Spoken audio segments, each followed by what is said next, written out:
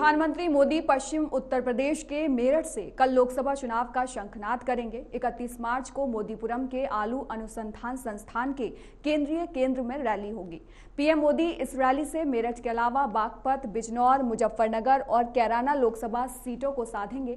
वहीं 15 साल बाद ये पहली रैली होगी जिसमें रालोद मुखिया चौधरी जयंत सिंह बीजेपी के साथ मंच साझा करेंगे।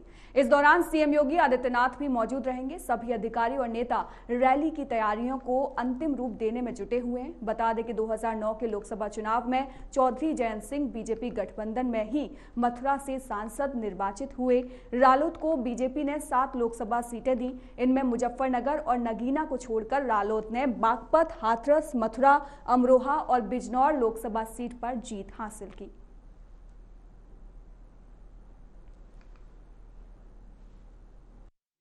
ये जो है मुजफ्फरनगर, मेरठ, बागपत और उसका कैराना का आंशिक भाग है, आदि कैराना की शामली जिला। करीब करीब 21 विधानसभाओं की रैली है और इसमें 2 लाख से अधिक की संख्या इस रैली में रहेगी, क्योंकि जनता स्वयं में आना चाहती है।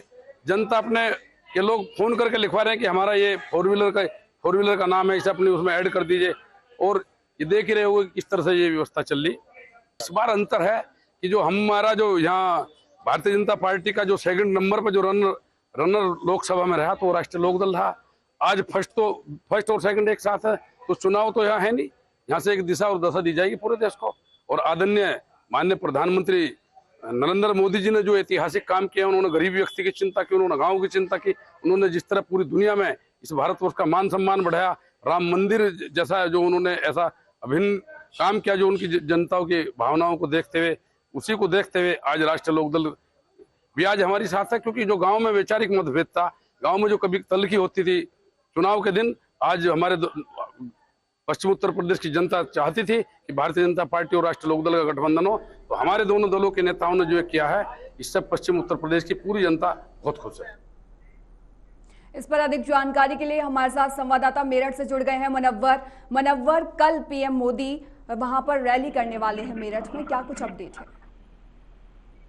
देखिए, प्रधानमंत्री नरेंद्र मोदी कल शाम में मेरठ पहुंचेंगे और यहाँ पर कृषि विश्वविद्यालय में उनके लिए व्यवस्था की गई है। उनका जो रैली का आयोजन है यहीं पर होना है। और खास बात यह है इस बार के इस रैली में पश्चिम उत्तर प्रदेश, चूंकि जाटलैंड के नाम से भी मशहूर है, इस रैली में जयंत चौधरी भी प्रधानमंत्री के साथ आएंगे और मंच साझा करेंगे। और काफी उत्साहित है भारतीय जनता पार्टी के लोग, क्योंकि उनको लगता है कि जयंत चौधरी के साथ आने के बाद जो उनका कहीं ना कहीं जो मुकाबला था वो अब एक तरफा हो गया है। पहले जयंत चौधरी, जो जाटलैंड कहा जाता है, तो जयंत चौधरी की पार्टी उनके सामने खड़ी रही, लेकिन इस बार कह सकते हैं कि जयंत चौधरी की पार्टी भाजपा में चली गई है, तो अब मुकाबला एक तरफा है।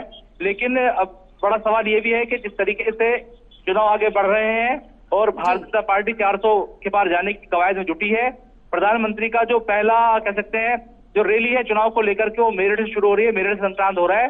यहाँ पर कई मंडलों के लोग पहुंचेंगे और कई लोकसभाओं को ये कनेक्ट करता है। और यहाँ से बिजनौर, मुजफ्फरनगर, मेरठ, शामली के जो तमाम लोग हैं वो तमाम लोग इकट्ठा होंगे।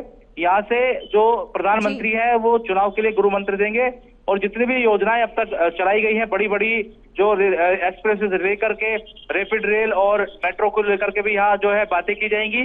और खास तौर से जो विपक्षी पार्टियां हैं उनको कहीं ना कहीं इनका साफ साफ कहना है कि विपक्षी पार्टी कहीं भी नहीं है, इंडिया अलायंस कहीं भी नहीं है। खासतौर से भारतीय जनता पार्टी और राष्ट्रीय लोकदल का जो गठजोड़ वेस्ट यूपी में है वो कारगर साबित होगा।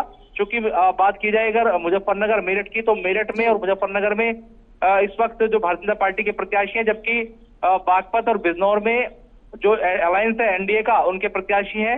और जो पहला फेज है उसका जो नामांकन प्रक्रिया पूरी हो चुकी है, दूसरे फेज की शुरू हो चुकी है। तो सबसे पहले पश्चिम को साधने के लिए नरेंद्र मोदी यहाँ पहुंच रहे हैं। खास बात यही रही है कि मैं इसी सवाल पर आने वाली थी कि जैसे कि और भी जगहों की बात की गई, बिजनौर की बात की गई, बागपत की बात की गई, मुजफ्फरनगर की बात की गई। हालांकि बिजनौर की अगर हम स्थिति को देखें तो वहां बसपा के पक्ष में दिखाई देता है, क्योंकि वहां पर अभी मल्लुक नागर मौजूद हैं। लेकिन इन पर आगामी लोकसभा चुनावों में क्या कुछ प्रभाव देखने को मिलेगा बीजेपी की तरफ से? देखिए, अगर हम सीट वाइज बात करें पश्चिम उत्तर प्रदेश के बिजनौर की, तो यहाँ पर मुकाबला कड़ा होने वाला है। क्योंकि यहाँ इंडिया अलायंस का तो कोई खास प्रत्याशी है नहीं, लेकिन बहुजन समाज पार्टी ने एक जबरदस्त कैंडिडेट को यहाँ उतारा हुआ है। विजेंद्र चौधरी नाम है। राष्ट्रीय लोकदल को इन्होंने स्टैंड किया था, लेकिन इन्होंने लोकदल से इस्तीफा देते हुए बहुजन समाज पार्टी ज्वाइन की और उसके बाद ये चंदन चौहान के सामने मजबूती से खड़े हैं। यहाँ दो ही मुकाबले हैं, दो ही लोगों के बीच में मुकाबला है, दो ही पार्टी के बीच में मुकाबला है, बहुजन समाज पार्टी और राष्ट्रीय लोकदल। यहाँ कह सकते हैं कि 42% मुसलमान है, लेकिन मुसलमान बहुजन समाज पार्टी के साथ भी लग रहा है, मुसलमान समाजवादी पार्टी के साथ भी लग रहा है, तो मुसलमान बिखरेगा और ऐसे में फायदा हो सकता है चंदन चौहान को। और बात की जाए मुजफ्फरनगर सीट की, धन्यवाद तमाम जानकारी के लिए।